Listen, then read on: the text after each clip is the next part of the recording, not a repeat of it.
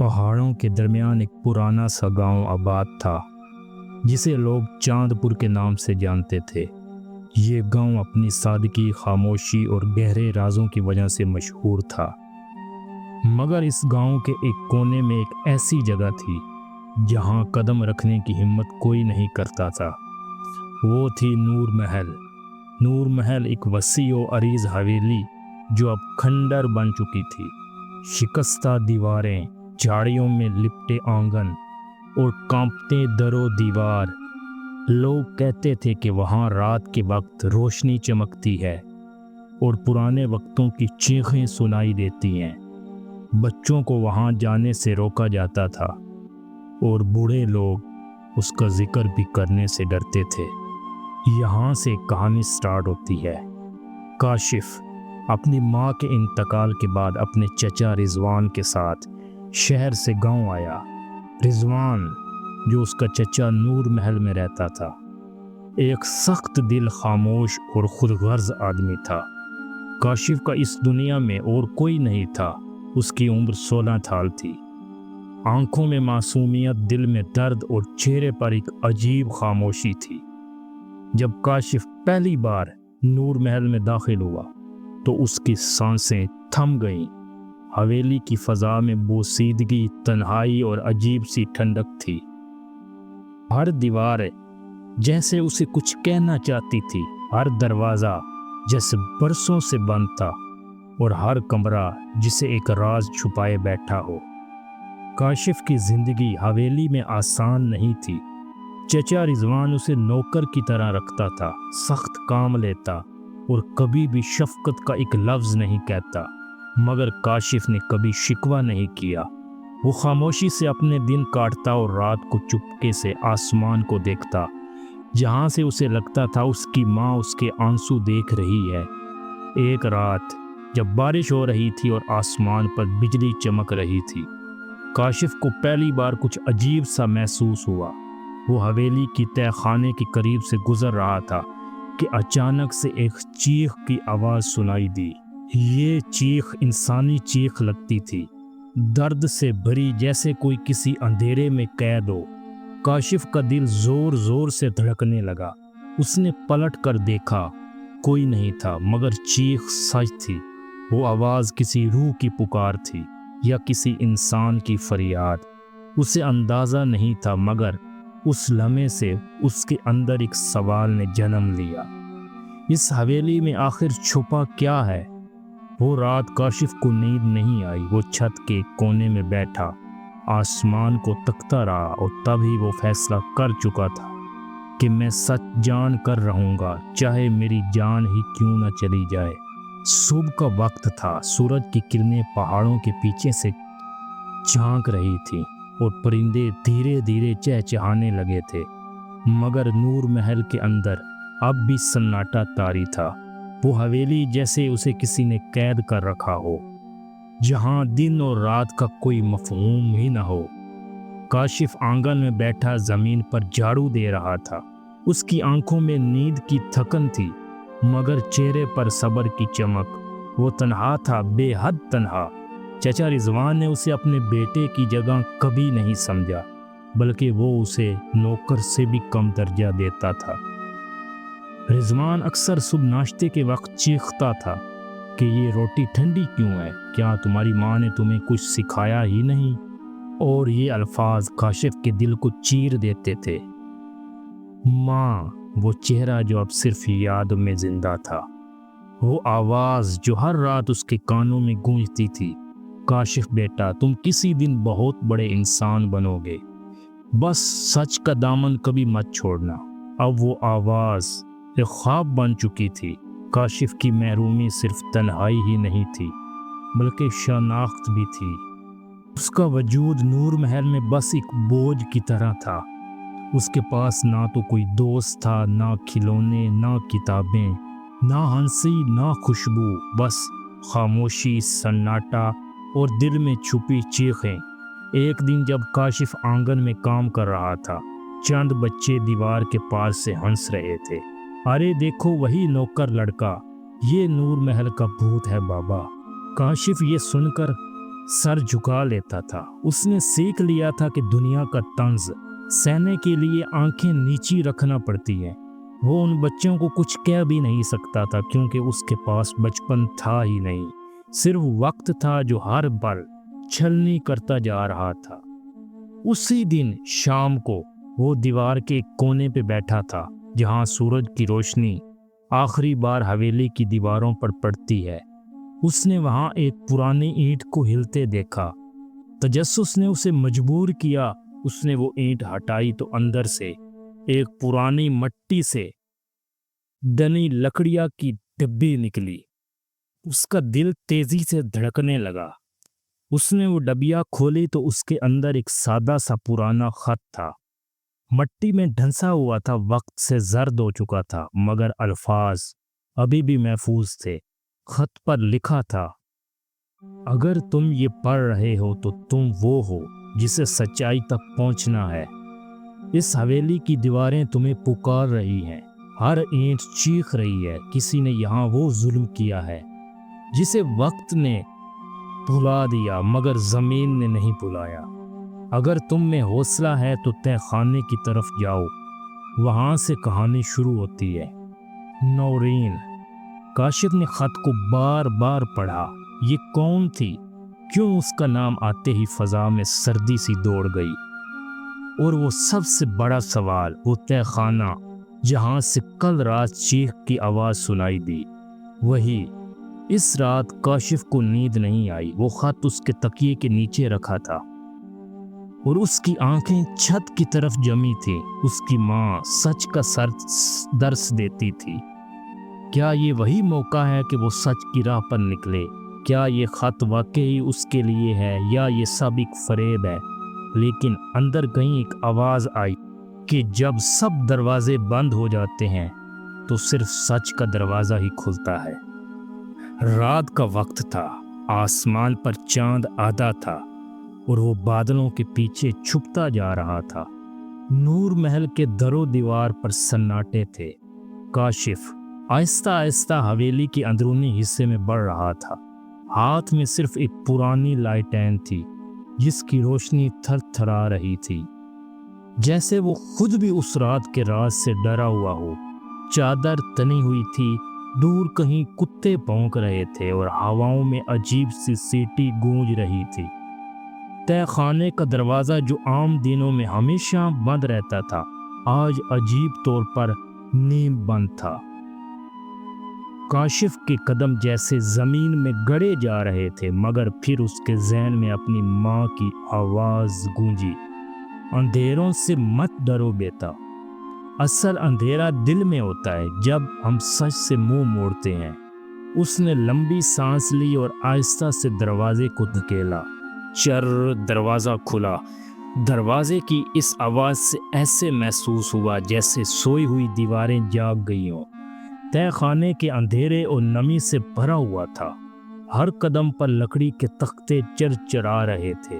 दीवारों पर मकड़ियों के जाले, छत से टिपकती पानी की बूंदें और फर्श पर जगह जगह पुरानी धूल के अंबार थे। एक कोने में टूटी हुई कुर्सी, एक शिकस्ता आईना और एक सुनहरी लकड़ी की पुरानी अलमारी पड़ी थी।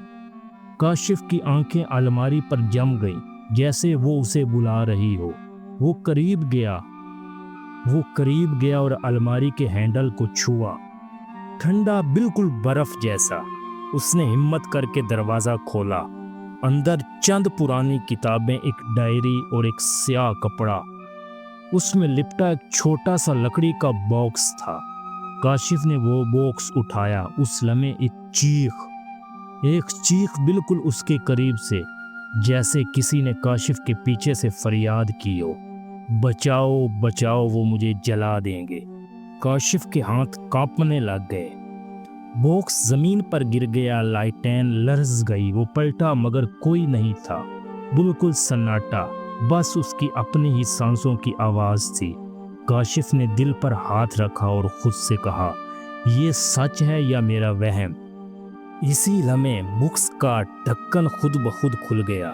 अंदर एक पुरानी तस्वीर थी, एक नौजवान लड़की سادہ لباس میں آنکھوں میں اداسی اور چہرے پر ایک انجانی سی چمک، اور ساتھ میں ایک ڈائری جس کے اوپر درج تھا نورین فاطمہ کی ذاتی ڈائری، سال 1948۔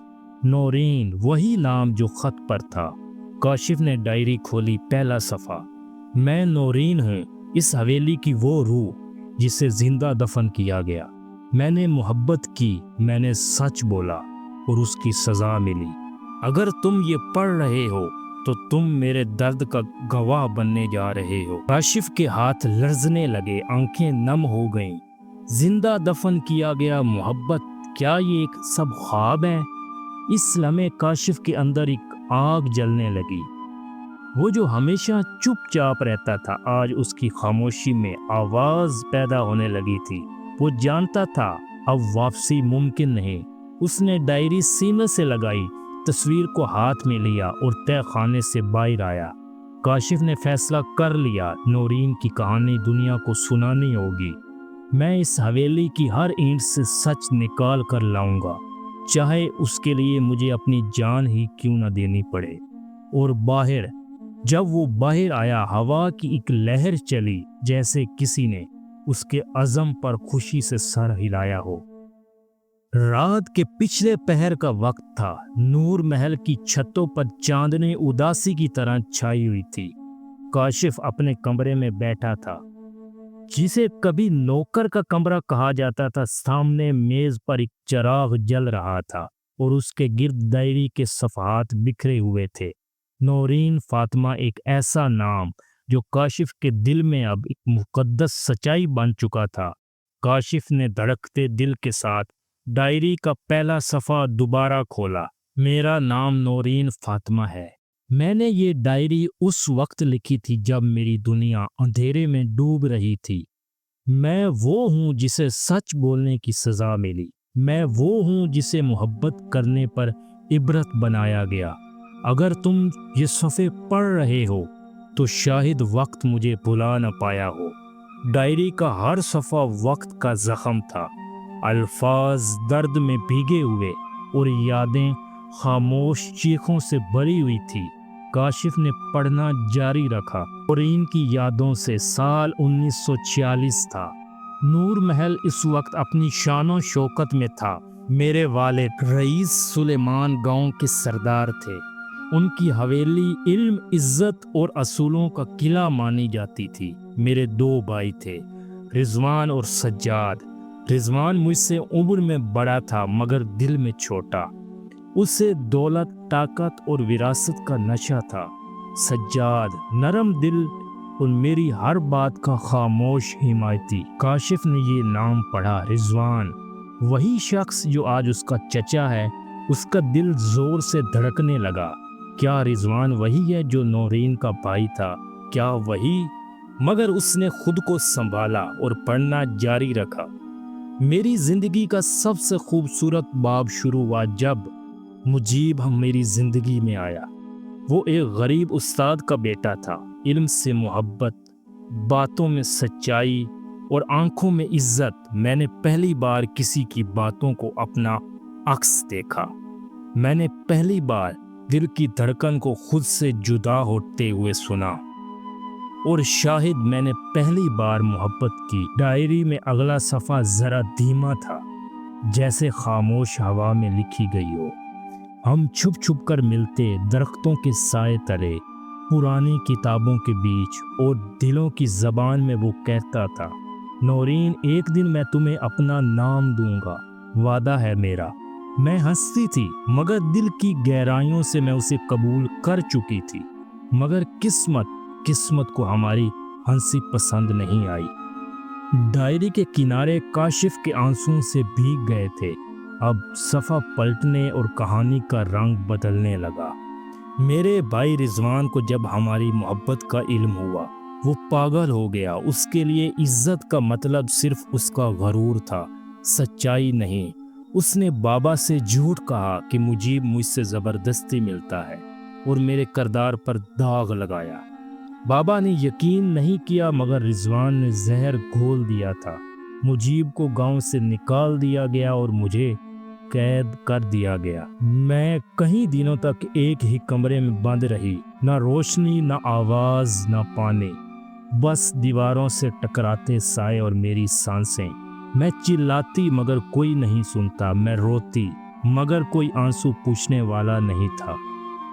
پھر ایک دن رضوان آیا، اس کے ہاتھ میں ایک صندوق تھا۔ اس نے کہا، اگر تم سچ بولتی ہو تو یہ صندوق کھولو اور خود کو ثابت کرو۔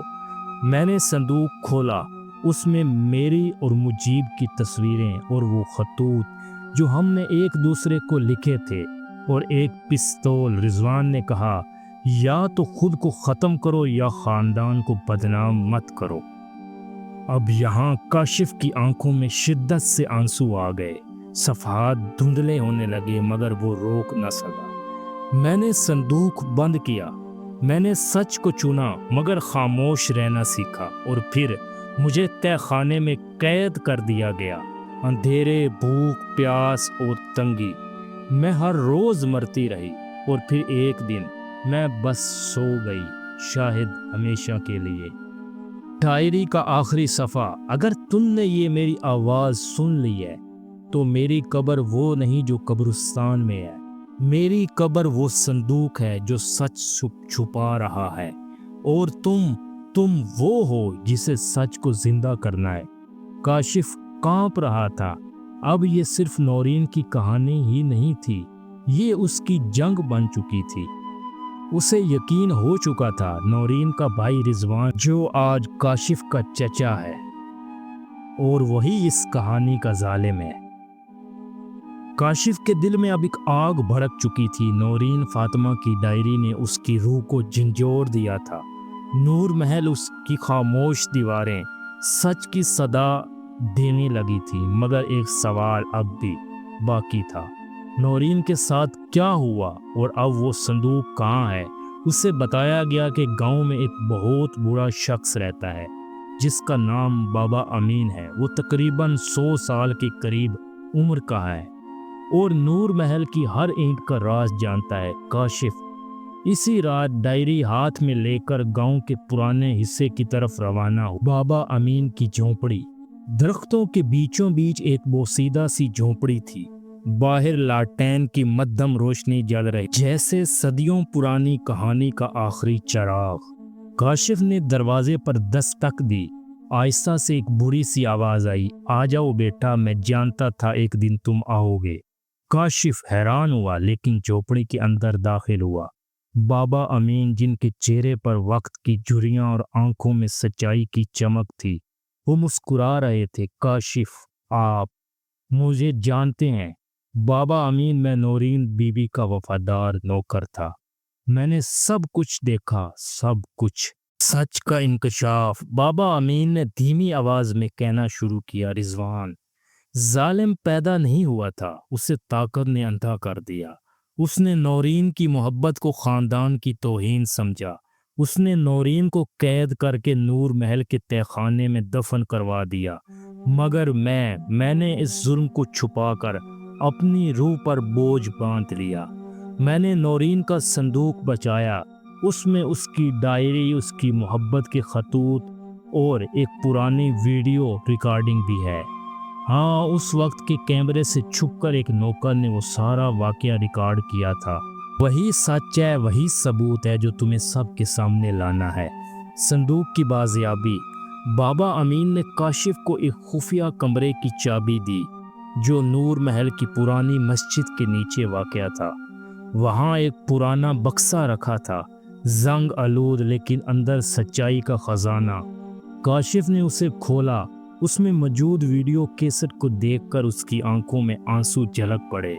اس ویڈیو میں صاف دکھایا گیا تھا کہ رضوان نے نورین پر جھوٹے الزامات لگائے اور اسے زبردستی قید کیا۔